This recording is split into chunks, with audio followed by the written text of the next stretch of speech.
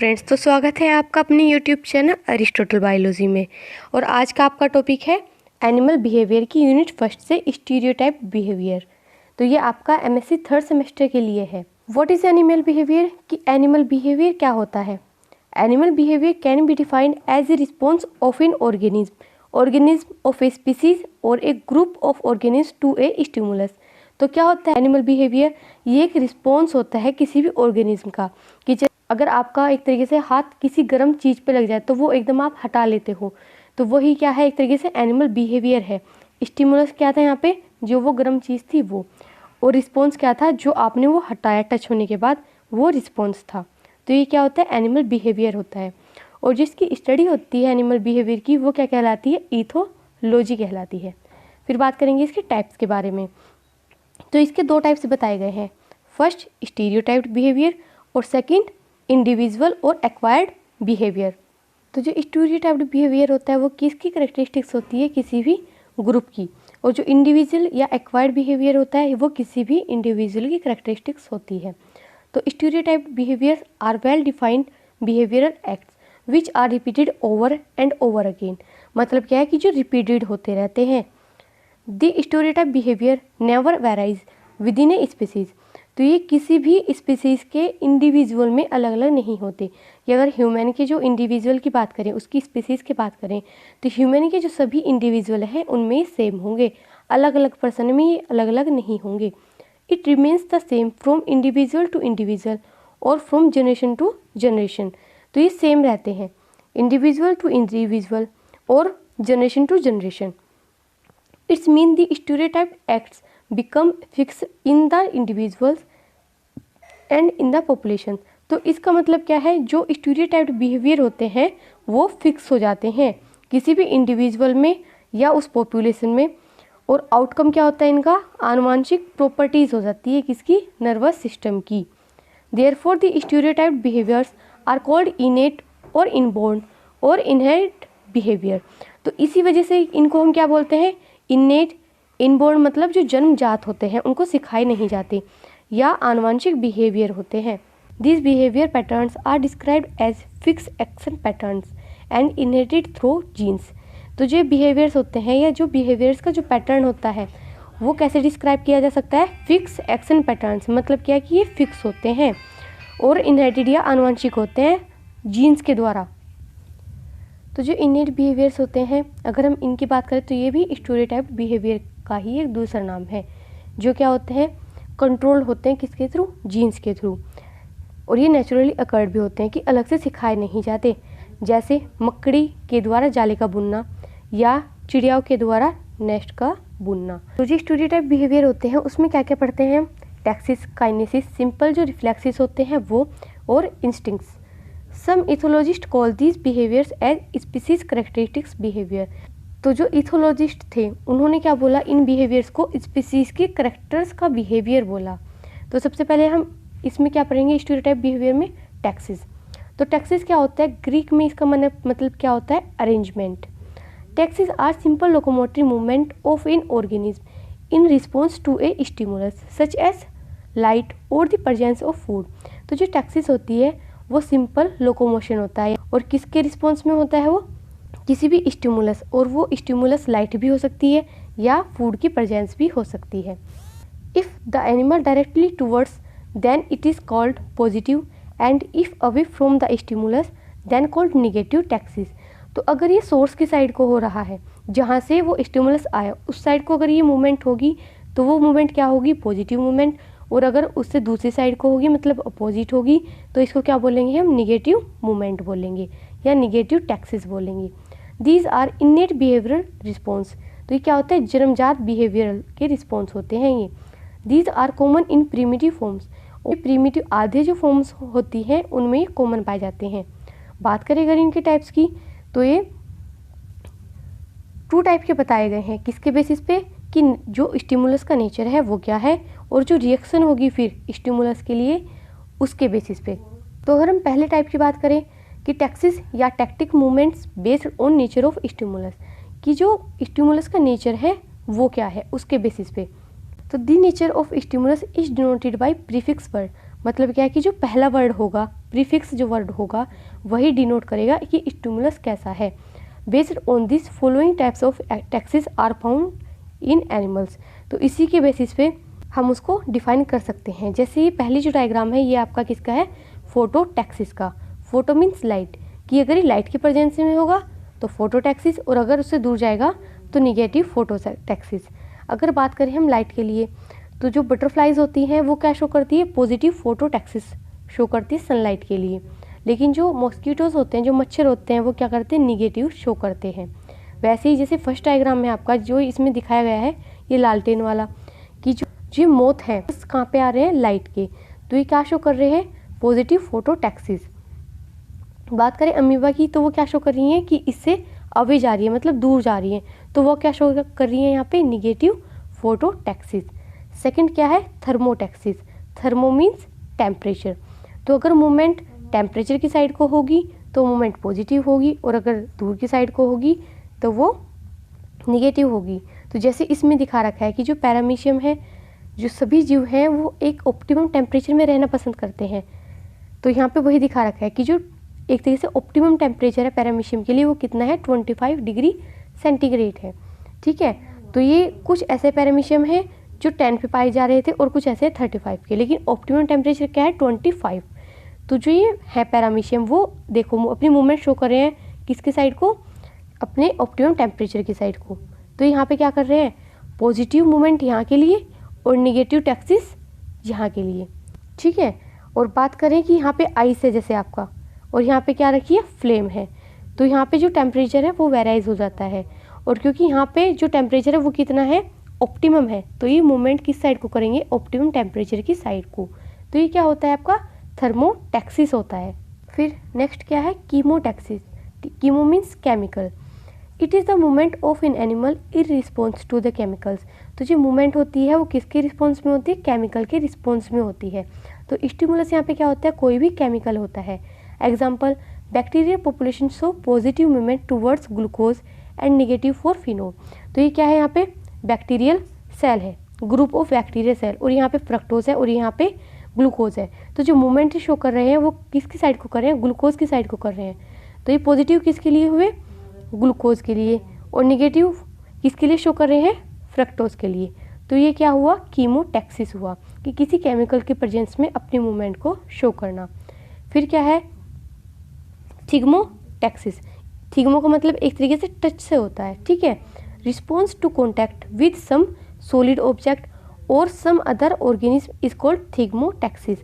तो इसका मतलब क्या है कि जो मूवमेंट है, जो रिस्पॉन्स है, वो किसके कॉन्टैक्ट की वजह से हो रहा है, किसी सॉलिड ऑब्जेक्ट की वजह से।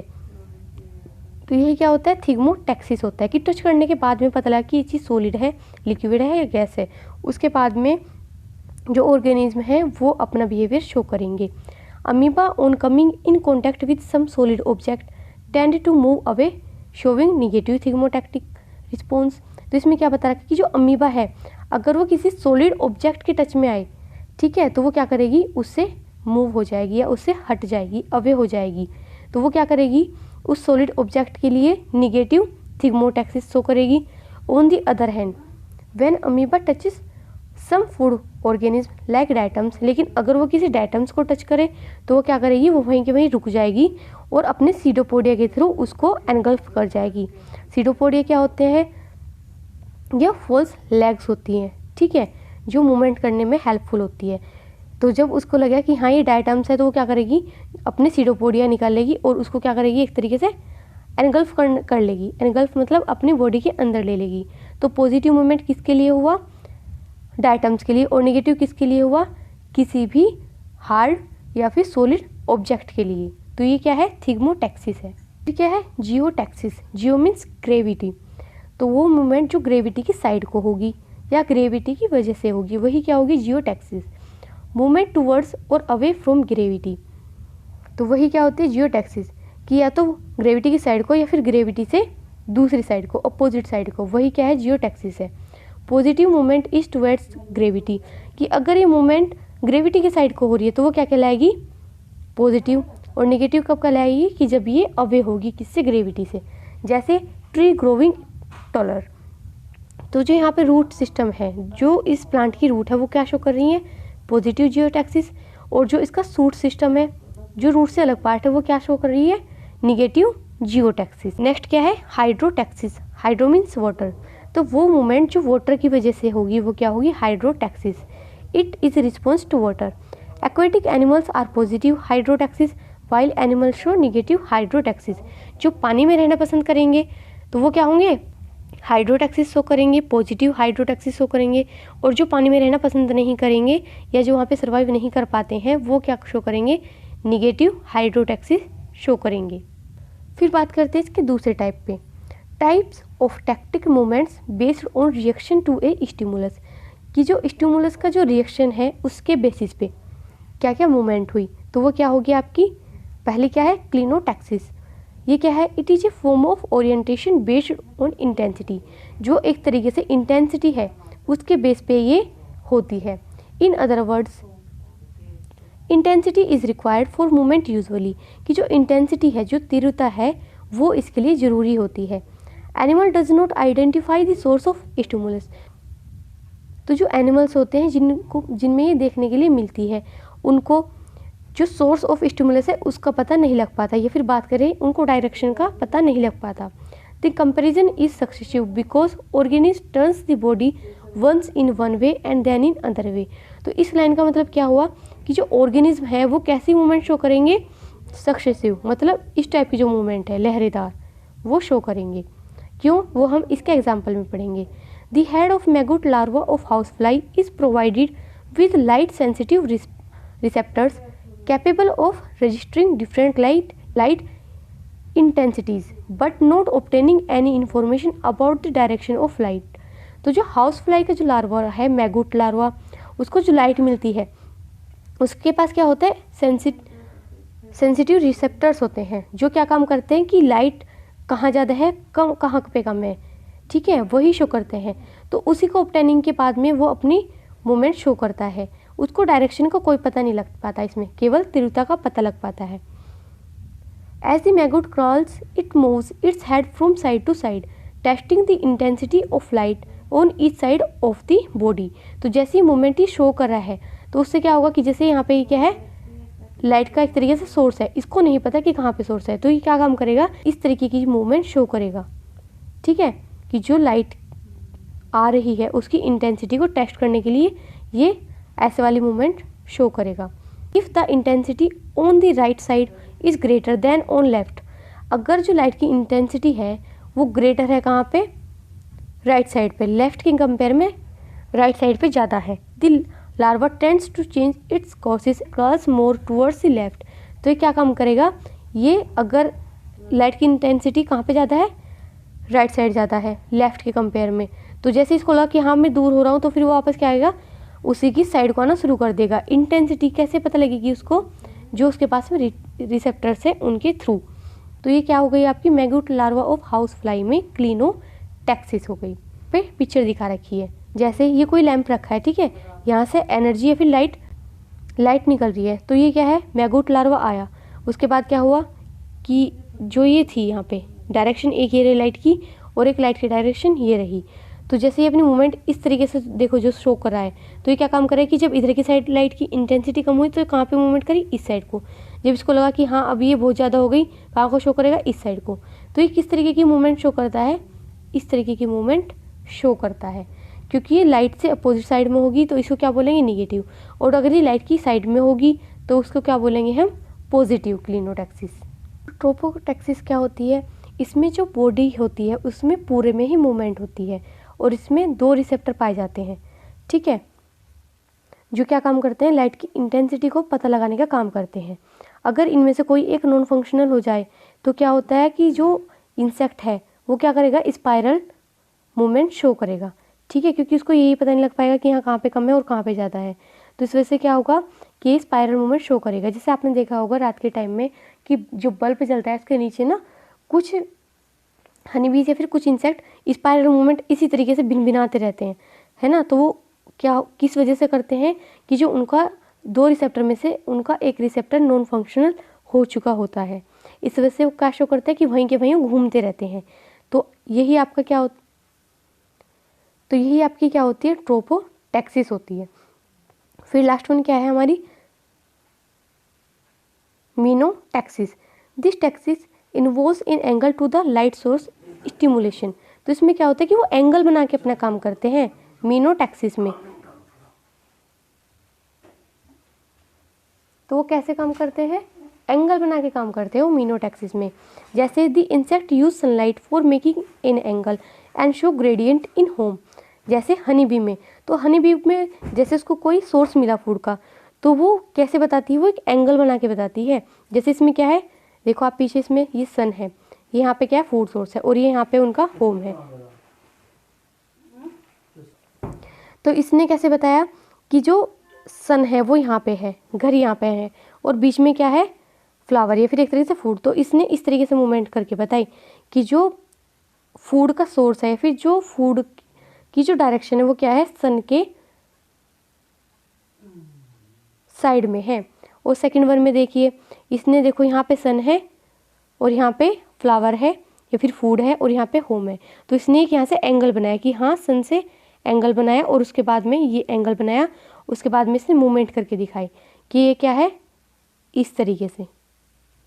ठीक है, इसी तरीके से जो थर्ड वन है इसमें भी देखो कि इसने यहाँ पे एक एंगल बनाया,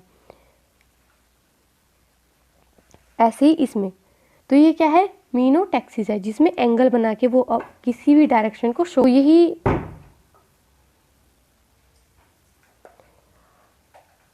चार टाइप आपके किसके हो जाते हैं, स्टिमुलस के बेसिस पे जो वो रिएक्ट करते हैं उसके। तो आई होप गाइस कि आपको ये वीडियो समझ में आई होगी और पसंद भी आई होगी। जल्द ही मिलते हैं किसी नए टॉपिक के साथ में।